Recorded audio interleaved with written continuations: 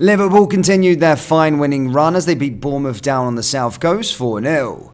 In today's video, of course, we will discuss the 5 major talking points from the game, whilst also going over all the latest Liverpool news from the last 24 hours. That includes a Liverpool target who would jump at a move this January. There is so much to cover in today's video. And hello everybody, welcome back to the channel guys, I hope you're all well. Before we do get into today's video, as always, please do smash that like button and subscribe to the channel for daily Liverpool content. Jurgen Klopp has confirmed Mohamed Salah is likely to return to Liverpool for treatment on the hamstring injury suffered at the African Cup of Nations. Salah could now fly back to Merseyside after sustaining a hamstring injury during Egypt's 2-2 draw with Ghana at the AFCON on Thursday. It serves as a major update following a previous statement from the Egyptian FA that ruled their captain out of Monday's final group game against Cape Verde and a potential last 16 tie. The hope at that point had been that the issue was not serious and Salah would therefore be available if Egypt reached the quarter-finals. However, in his post-match press conference after Liverpool's 4-0 win at Bournemouth, Klopp explained Salah is expected to return to the AXA training centre for immediate treatment.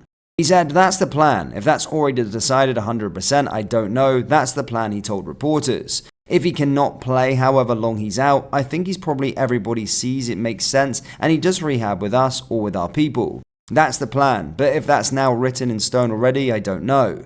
I spoke to him directly after, pretty much the night when it happened. Since then he's in contact with our doctor, and the doc tells me the news. I think he will be back, we have to wait. The manager did admit though that the 31-year-old would be permitted to rejoin Egypt even if they reach the final. I'm not a doctor, I would say. If Egypt qualifies for the final, if he was fit before the final, then probably yes. Why not? That's clear, it's the tournament. The AFCON final will take place on February 11th, which suggests that Salah is not expected to be fit until around that stage. A final assessment will wait until Salah is back in the UK, but he can now still miss the upcoming clashes with Fulham, Norwich, Chelsea and Arsenal if Egypt do progress. If Egypt are knocked out, the suggestion is that the number 11 could make his comeback against Brentford on February 10th. In other news, Gabriel Oblongmahor has claimed Liverpool target Gonzalo Incasio would jump at a move to Anfield this January. Speaking exclusively to Football Insider, the former Aston Villa and England striker suggested despite Sporting having an excellent season, he believes the defender would still make a move to Merseyside. Sporting Lisbon are currently top of the Premier League and are on an 8-game winning run in all competitions. Incasio is a player that has been heavily linked to the football club, with reports stating that Liverpool have him as a top priority as a part of the defensive rebuild. LFC News understands that a fee of around £51.6 million would be required in order to activate a release clause within Incasio's current contract. This comes after Ojogo claimed yesterday that Incasio was in favour of a move to Merseyside and would hold out for a transfer. Asked by Football Insider whether Incasio would be tempted by a January move, Oblongmahor said, "I think so, he's a quality player. Liverpool are a massive club that I'm sure he would love to go and play for." Despite Sporting Lisbon doing very well this season, the chance to go and play for Liverpool wouldn't come around too often, and so I believe he would jump at a move if the release clause is met. Liverpool extended their lead at the top of the Premier League as they claimed a 4-0 win over Bournemouth on the south coast. In this part of the video, we'll go through the 5 major talking points from the clash.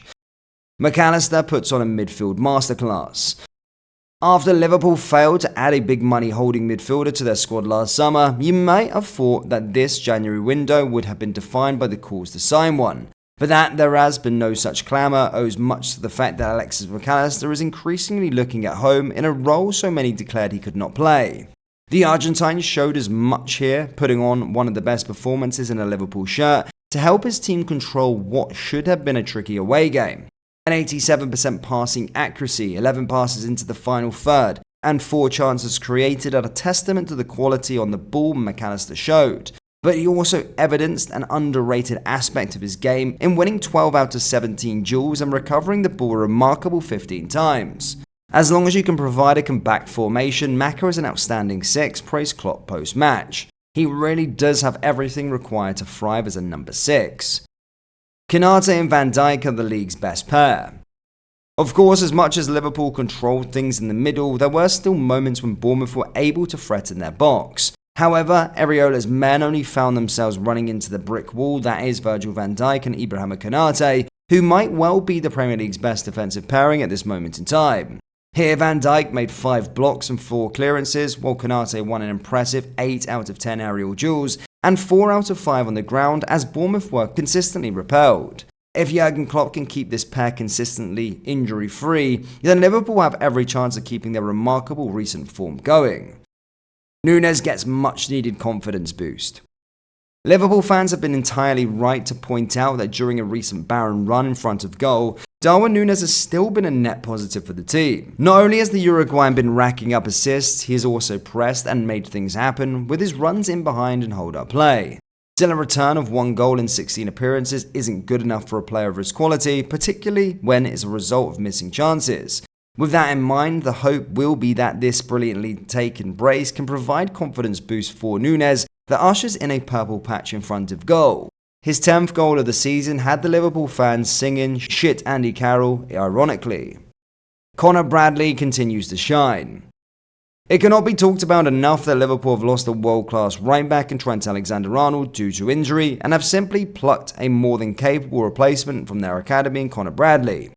The Northern Irishman was hugely impressive again here, winning 6 duels, clopping up 9 defensive actions, and setting Diogo Jota up in front of goal. But more than the numbers, he simply looked incredibly comfortable playing at Premier League level, despite the fact he is 20 years old, making his debut in the top flight.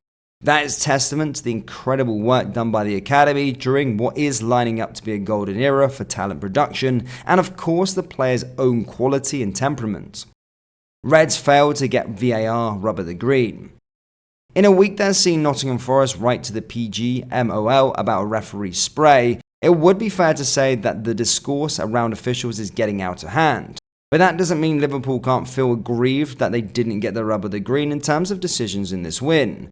Consistency is never likely to be found when human beings are involved. But it is difficult to understand why Justin Kluivert's challenge on Luis Diaz wasn't considered sufficiently bad to bring the referee to the screen when you see what Curtis Jones was sent off for against Tottenham, and what a reason could possibly be given for a clear trip on Diogo Jota on the line of the box and therefore in the area, not resulting in the award of a penalty. Fortunately for the Reds, these calls ultimately didn't matter, but we have already seen enough instances this season where the outcome of the game has been affected. Klopp will only hope that all his team's bad luck in terms of decisions has been used up during the routine win. Liverpool fans, what are your thoughts on Ncasio, and is he a player that would make us better? Yes or no? Let me know down there in the comment section below.